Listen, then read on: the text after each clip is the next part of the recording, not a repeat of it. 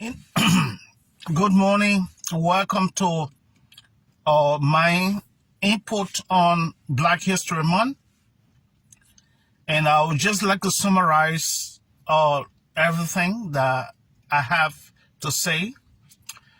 And the topic today is fighting a new fight when it comes to Black history. Fighting a new fight. It all started when Dr. David Livingstone set sail and discovered a place called Africa with black people near the equator, tropical region of the world.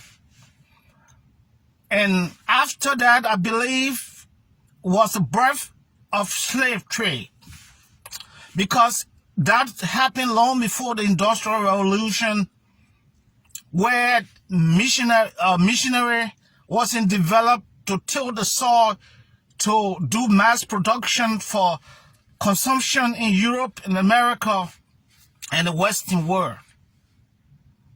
So they began the process of slave trade, where slaves were taken to America, Great Britain, and part of Europe, but mainly United States of America. And these people that was taken, they were taken against their will and treated less than human being, less than any low-class animal.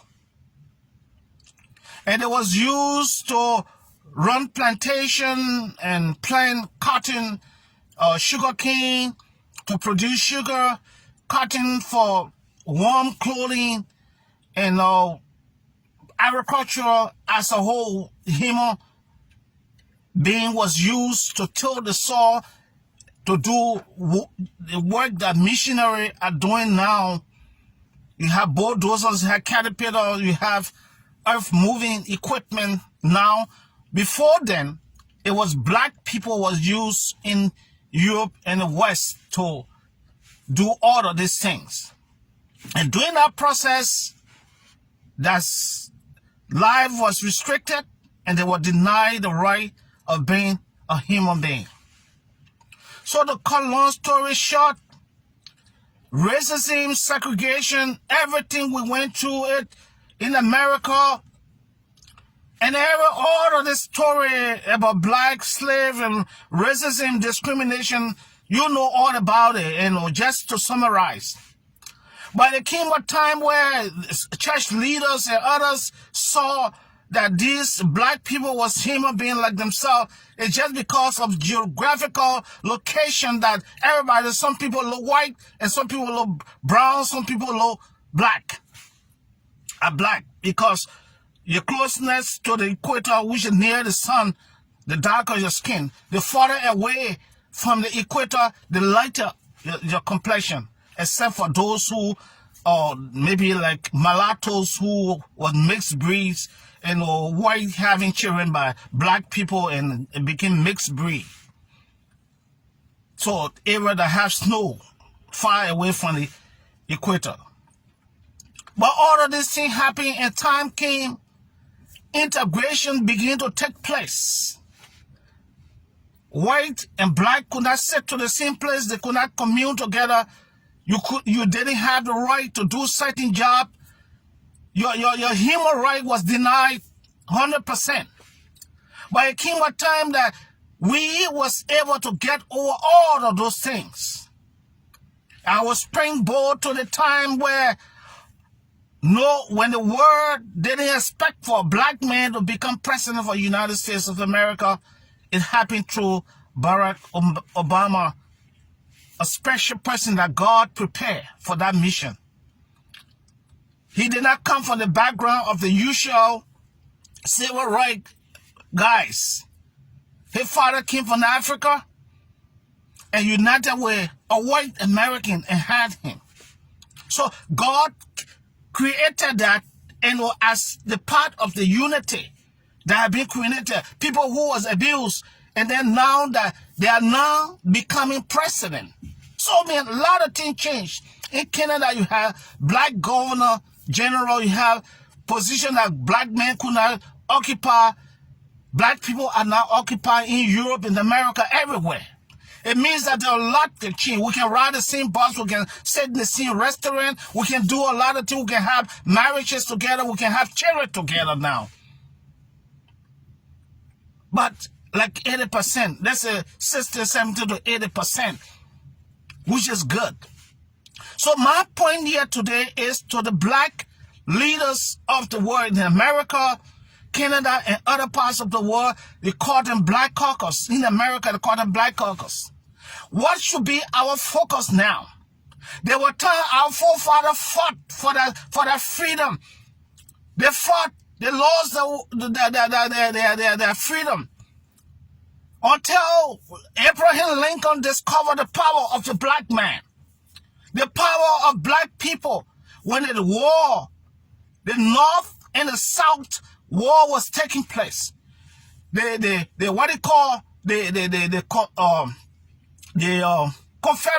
Confederate states were winning the war.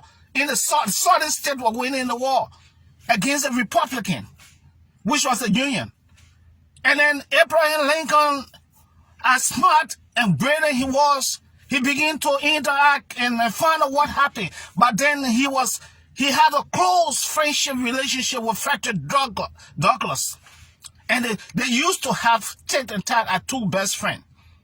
Then he decided to put a general together to find out why he said the Southern states were winning against the Union. And they got to realize that the Southern states were using the black people to fight, and they were putting them on the front line while the white combatant was in the background. The black soldiers were used as shield. So Abraham Lincoln, in the midst of resistance, decided that then let us see how we can begin to recruit black on the side of the Union to put them together. There was resistance. There was people who didn't agree to it. I just summarizing. By the end of the day, they did, and then they saw the result that the Union began to win, and there was a balance. Then they said, well, Abraham Lincoln decided to put his life on the line to say that if these people got this kind of power and strength, why not free them so that we can integrate them? They got a lot that America need. They got a lot that the world need. So this is how Abraham Lincoln signed the Declaration of the Abolition of Slave Trade, to abolish slave trade, in which he got executed. He was the first civil rights leader. His mind recognized civil rights leader. Then afterward, Martin Luther and other people came. So I just come to tell you today that things have changed. We cannot fight the same war that our forefathers fought. They started the process and we have won. We have gotten to the place now. Because of the social segregational disintegration of the black, suffering over so many decades, psychologically, we got affected. Our children didn't have opportunity, and they decided to find any means to survive. They got involved with gang group and what they call it, gang and criminal activities. All these things, our children got involved with it because they had to survive. But I come to tell you today is now time to fight a different kind of fight. And that fight is that when the Black Caucus, we must begin to put ourselves together and discuss how we can take our children, how we can change the situation of the black people, how we can take our children from the street, how we can put them into classes, how can we sit down with government and negotiate to have income replacement program where we can buy the guns for them and the drugs for them and put them into classes and give them opportunity. That's what we need to start pushing now, because every parent deserves their children. Our children are out there. Since I came 17 years ago in Canada, Toronto had been a battlefront for black kids. And there are people who are comfortable to see us doing that. Some of us made a choice from whom our parents to raise us, that everywhere we go in the world, we should keep a value. We went to school. But yet and still, we cannot achieve that level what we want to up to this point. But it's still not bad. But we need to sit down and think about how we can improve it, because segregation cannot just go away like that. It goes from station to stations. It caused something what they call systemic racism. They use a system to suppress you, but you have to find a way to fight, because the movement, they see that we are moving towards taking our children from the gang group, taking them from the street, taking them from drugs, and making sure that they go to school, asking government to give free education to those boys that in the street that want to go to school. We rehabilitate them, take them from out of the street, rehabilitate their mind and make them normal citizens. That's the kind of fight that we need to fight now. We need to fight for the souls of our children that in the street. That's what we want, because the other side has happened that is happening. Because it's creating jobs for other people. So people are comfortable with that. The only way to break that is that we have to make sure that we start the process of taking the children from the street.